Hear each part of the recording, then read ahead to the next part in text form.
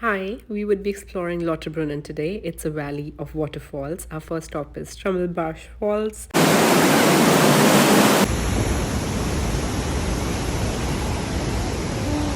So we would get to see gushing waterfalls like these from 10 different locations.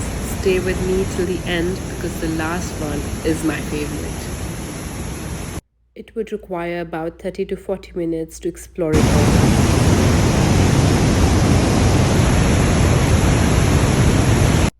You would need some steady shoes.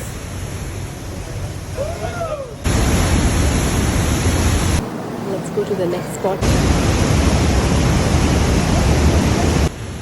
feel the splashes of the waterfall on you and the cold air. Observe how the pressure of the water has beautifully carved the mountains around. Views from the very top. Are you ready to see my favorite one? Just wait on. Can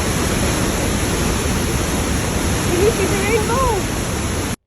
Wasn't it spectacular? Next, just walk in the forest. And we are heading to our Airbnb to take a rest.